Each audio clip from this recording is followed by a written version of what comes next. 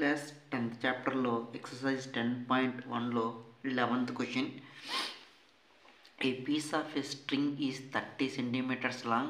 What will be the length of each side if the string is used to form A square, B an equilateral triangle, a regular hexagon? Answer: length of the string is equal to 30 centimeters. So number of equal sides in a square is equal to 4 sides. Therefore length of each side of the square is equal to 30 by 4. So దీన్ని cancellation చేస్తే ఎంత వస్తుంది అంటే 7.5 వస్తుంది. 7.5. B1 length of the string is equal to 30 centimeters. Number of equal sides in a equilateral triangle is equal to 3.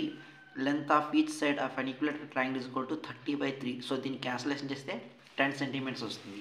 Next C1 length of the string is equal to 30 centimeters. Number of equal sides in a regular hexagon is equal to 6 sides ఉంటాయి.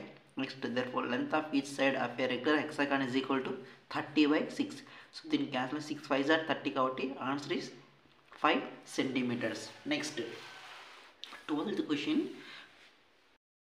Two sides of a triangle are 12 centimeters and 14 centimeters. The perimeter of triangle is equal to 36 centimeters.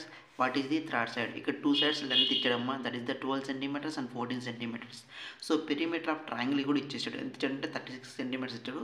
Then we have to find out third side find out చేస్తే సరిపోతుంది. So length of two sides of a triangle of the given triangle is equal to 12, 14 centimeters. So perimeter of triangle is equal to 36 centimeters. So ఇది ఈ 2 అనేది వాడు ఇచ్చేసాడు. Next length of the third side is equal to 36 minus ఈ 2ని add చేసి వచ్చిన దాంట్లో సబ్ట్రాక్షన్ సరిపోతుంది. Minus of 12 plus 14. సో దీన్ని యాడ్ చేస్తే 26 వస్తుందమ్మా. ఈ 2ని సబ్ట్రాక్షన్ చేస్తే 10 centimeters వస్తుంది. 10 centimeters. Next 13th question. Find the cost of a fencing A square park of side 250 meters at the rate of 20 rupees per meter. So length of the third side of the square park is equal to 250 meters. Therefore perimeter of the square park is equal to 4 into side, that is equal to 4 into side is 250 meters. So దీన్ని multiplication చేస్తే 1000 meters వస్తుంది. So rate of fencing is equal to 20 rupees per meter. 20 rupees అవుతుంది per మీటర్కి. అప్పుడు cost of fencing is equal to 1000 into 20 వేస్తే 20,000 rupees అవుతుంది. So this is the answer. Next 14th question. Find the cost of fencing a regular park of length is 175 meters and breadth is 125 meters at the rate of 12 rupees per meter. 12 rupees per meter. So మీ ఇంతకుముందు చేసిన ప్రాబ్లంలో మాదిరిగానే ఇది కూడా చేస్తే సరిపోతున్నాను. Next length of the regular park is equal to 175 meters ఇచ్చారు. So perimeter of the park is equal to 2 into L plus P. So this is the formula. Perimeter of park is equal to 2 into length plus breadth. So 2 into length is 175 plus breadth is 125 meters. So this is the length, this is the breadth, L into B. So ఈ 2ని add చేస్తే 300 meters వస్తుంది. So 2ను multiplication చేస్తే 600 వస్తుంది. So rate of fencing is equal to 12 rupees per meter అవుతుంది. Next cost of fencing of a rectangular park is equal to 600 into 12. So దీన్ని multiplication చేస్తే 7200 rupees అవుతుందమ్మా. Question 15th question. Sweety runs around a square park of side 175 meters. Bulbul runs around a rectangular park with length 60 meters and breadth 45 meters.